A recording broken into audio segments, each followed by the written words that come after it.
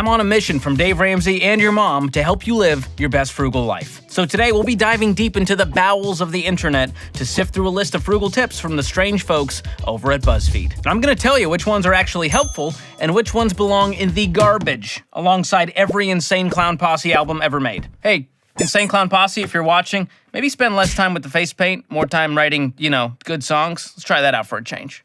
Well, that's no fun. All right, so the article we're looking at here is called Frugal People Are Sharing Which Money-Saving Tips Actually Work and Which Are a Complete Waste of Time. Only 18 words, BuzzFeed. You can do better, all right? Step it up. I want 20 minimum. We're going to hit the highlights of the list today, and for each entry, we're going to play a new game called Just a Tease or Worth a Squeeze. Perfect. Nailed it. Very uncomfortable. Let's dive in, shall we? Tip number 1. Worth it.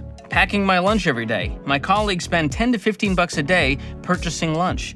I bring leftovers in a microwave dish with some snacks like Greek yogurt, hummus and crackers, and fruit. It's so much cheaper. Thank you for that, username here 123456778. I assume you're a real person, but you're not doing yourself any favors with that username. And if you watch this channel for more than 3 seconds, you'll know how I feel about eating out. It is a luxury, it's entertainment, and it's hugely expensive, especially because restaurants mark up their prices by nearly 300% in order to make a profit and cover all of their overhead. So, make your freaking lunch and bring it to work if you're trying to get to your money goals. This one is 1000% Worth a squeeze. Thank you.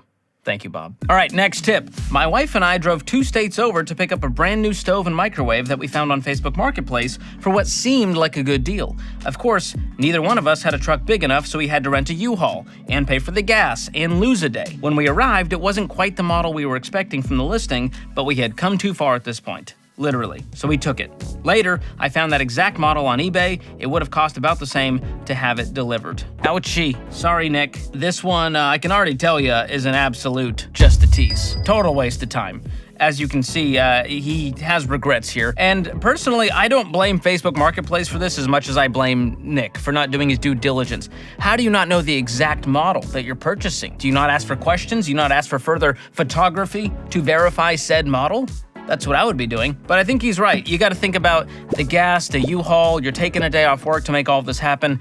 Is it worth it to buy used? A lot of the time, yes. But if you have to drive across state lines and take a day off work to make it happen, all to get a subpar product that you weren't expecting, absolutely not. So the key here is do the research and see if it's worth the savings for all of the time and energy and money that you're putting into making this happen. So Nick, I'm sorry you wasted your time and the jury's in on this one. It's absolutely just a tease. Don't tease me, I tease you first. Tease me once, shame on you. Moving on the list, we're gonna go to this one. It's a juicy one. Making homemade laundry detergent. I saved $1, but I spent 15 minutes hand grating a Feast naphtha bar into tiny pieces. My laundry felt slimy and smelled funny. Or did you smell funny and felt slimy? Yikes on this one. This is a yikes all around. I don't understand why we are hearkening back to Little House on the Prairie and trying to live like the Amish. They have figured it out. Do not try to attempt it. Do not cosplay as an Amish. Number one, it's cultural appropriation, I think. Mildly offensive, maybe a hate crime in certain states, I think in certain parts of Pennsylvania. And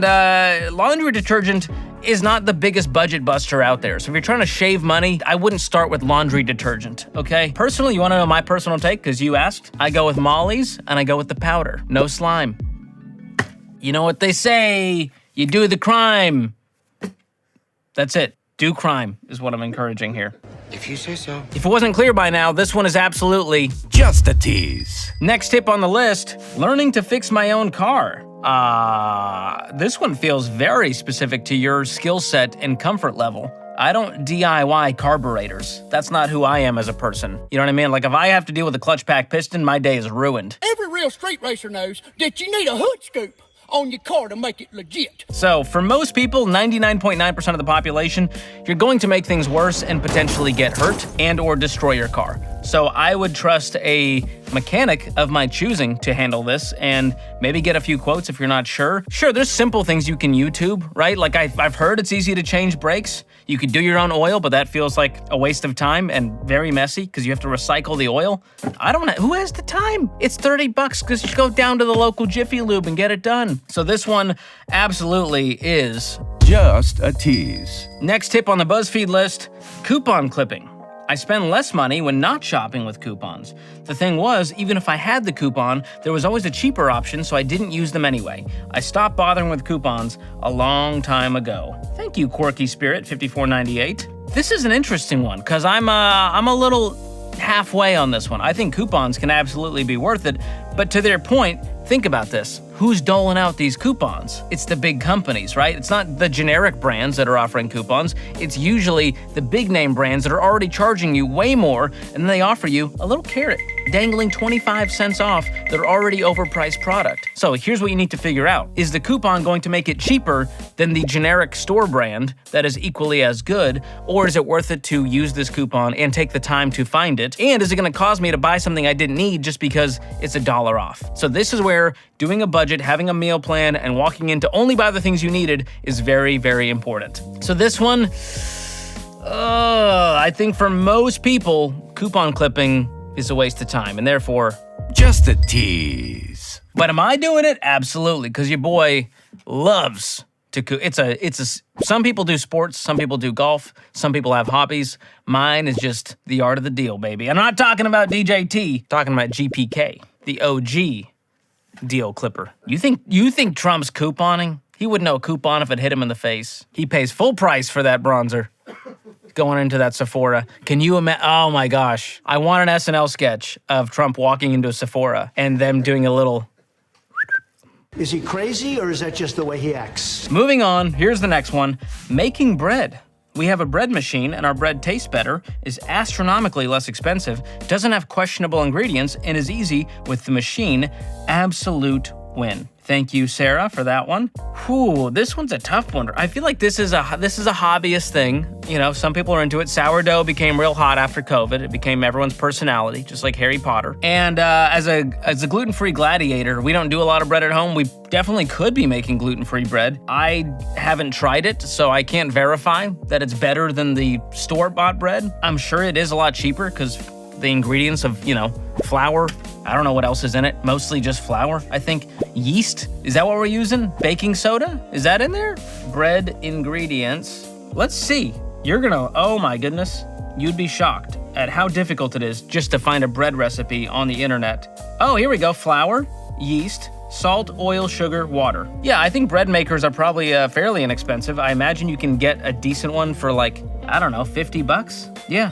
Okay, here's a $79 one. So you got an ROI on the bread machine first, right? That's a lot of loaves of bread, especially if you're going to Aldi and buying a bunch of loaves of bread. That's not that expensive. So for me personally, not for my house. So this one for me is Just a tease. But you do you, bread makers. I'm not mad at you. I just don't think this is going to create a whole lot of margin in your budget just based on bread alone. It's not just bread, it's sourdough. Let's see what else you got, BuzzFeed. Hit me with your best shot. Unplugging my electric dryer during this heat wave from hell. Putting up a rotary clothesline I had in storage. My clothes dry outside anywhere from 40 minutes to an hour and 20 minutes. Should have started this midwinter. Never really got that cold. I'm not heating up my house with the dryer, thus making the air conditioner work harder. My electric bill is lower, and I get a bit of exercise. Thank you, Prudent Valuable 603. There's a lot going on here you just threw at us, expecting us to just take it in. You had a rotary clothesline in storage? Huh? I thought they were just doing phones with the rotary. I didn't know they were into clotheslines now. And an hour and 12, okay, yeah, the clothes dry outside. If the weather's right, what if you do laundry on a rain day? Now you're screwed. You're gonna have mildew on those clothes. I don't think it's that expensive to dry clothes. In fact, I have my electric bill from last month, and I can tell you exactly how much was spent on laundry because somehow the good people at Middle Tennessee Electric have figured it out, and they break it down. Laundry, $12. That includes washer and dryer. So let's say half of that is the dryer. Let's just spitball here. That's $6 in savings. And we do a lot of laundry with a baby and dogs and pee everywhere. And so therefore, I don't think it's worth doing all of this gyration and rotary clothesline business for $6 in savings. One man's take. So therefore, this one is Just a tease. move along. We'll get back to talking about saving money in just a sec. But first, what should you do with all the money you save? Well, don't just let it collect dust in a traditional savings account. Instead, I recommend using a high-yield savings account like the one from online bank Laurel, a sponsor of today's episode. They've got competitive APY that lets your savings collect interest much faster. Plus, there's no minimum balance required to open an account, and they never charge any sneaky fees, and of course, it's FDIC insured. So this one is absolutely worth the squeeze. So go check it out today. Go to laurelroad.com/George or click the link in the description below. And before we get back to the list, did you know that even if you're doing everything right financially, your money can still be at risk? And that's because if your personal data is floating around online, you become an easier target for phishing attacks and other online scams. And that's why I personally use Delete Me, another sponsor of today's video. Delete Me helps to cut your risk by removing your info from hundreds of data broker websites.